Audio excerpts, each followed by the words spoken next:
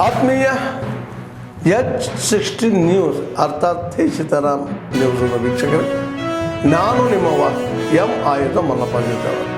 ತಾವು ಈಗ ಸುದ್ದಿಗಳ ಲೋಕಕ್ಕೆ ಎಂಟ್ರಿ ಹೊಡಿತಾ ಇದ್ದೀರಿ.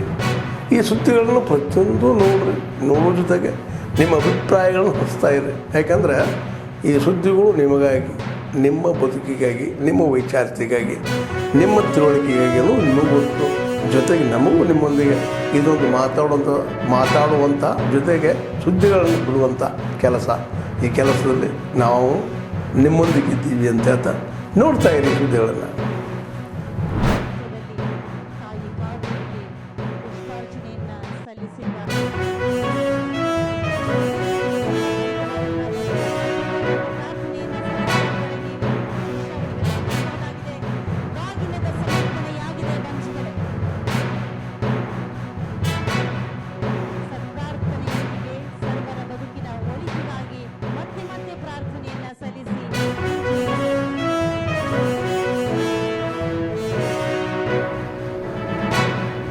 ಕಾವೇರಿ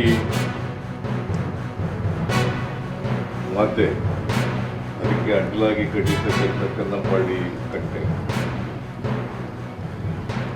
ಅದಕ್ಕೆ ಕೃಷ್ಣರಾಜ ಸಾಗರ ಅಂತ ಕರೀತೀವಿ, ಕನ್ನಂಬಾಡಿ ಕಟ್ಟೆ ಅಂತ ಕೂಡ ಕರೀತೀವಿ.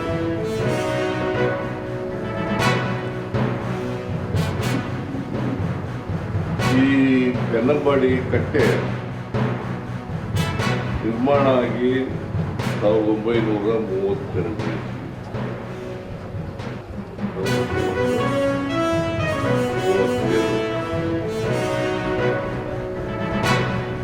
ಅಲ್ಲಿಂದ ಇಲ್ಲಿವರೆಗೆ 93 ವರ್ಷಗಳಾಗಿದ್ದಾವೆ.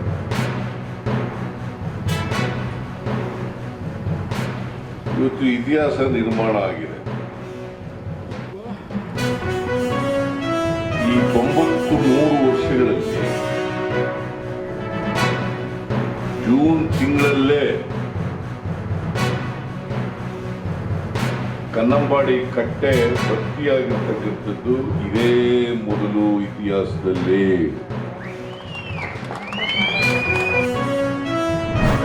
11:30 ಕಾರ್ಯಕ್ರಮ ಈಗಾಗಲೇ 2:30 ಆಗಿದೆ. ನಮ್ಮ ಇಬ್ಬರು ನಾಯಕರುಗಳು ಮಾತನಾಡಬೇಕಾಗಿದೆ. ನಾವು ಬಹುಶಃ ಪ್ರಚಾರದಲ್ಲಿ ಇದ್ದೀವಿ.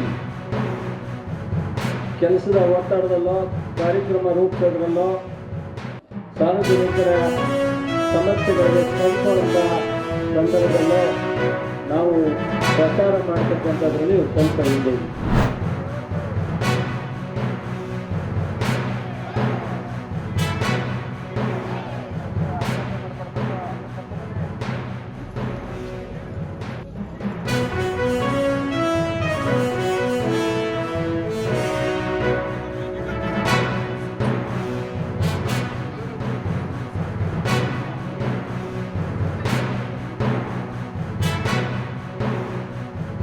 ಒಂದು ಭ್ರಷ್ಟಾಚಾರದ ಬಗ್ಗೆ ಮತ್ತು ಈ ಜಿಲ್ಲೆಯಲ್ಲಿ ಬೆಳೆದಂಥ ಬೆಳೆ ಇವತ್ತು ಏನು ಕಳೆದ 20 ದಿನ ಮಳೆ ಆಗ್ತಾ ಇದೆ, ಸಂಪೂರ್ಣ ಬೆಳೆ ನಾಶ ಆಗಿರೋದು.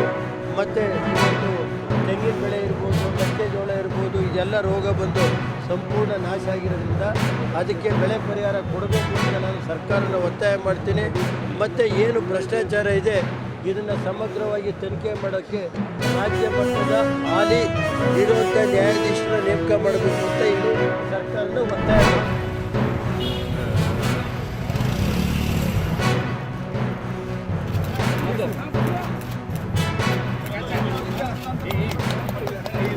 ಸರ್. ಇಲ್ಲೇ ಸರ್, ಎಲ್ಲರೂ ಕೊಡ್ರಿ ಹಿಂಗೆ ಸರ್.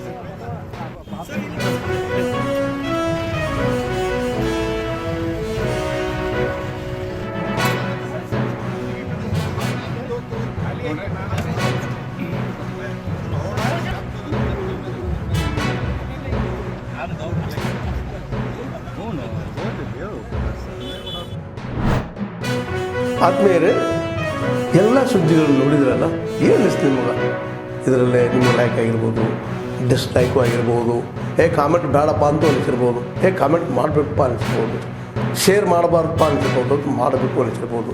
ಏನಾದರೂ ಆಗಲಿ ಶೇರ್ ಮಾಡ್ತಾಯಿರಿ, ಈ ನ್ಯೂಸ್ಗಳನ್ನ ಹಂಚ್ತಾ ಇರಿ, ಜೊತೆಗೆ ಇದಕ್ಕೆ ಸಬ್ಸ್ಕ್ರೈಬ್ ಆಗ್ತಾಯಿರಿ ಅಂತ ಹೇಳ್ತಾ H60 ನ್ಯೂಸ್ ಅರ್ಥಾತ್ ಹೇ ಸೀತಾರಾಮ್, ಇದು ಸತ್ಯದ ಕೈಗೆ ನಡಿ ವಂದನೆಗಳು.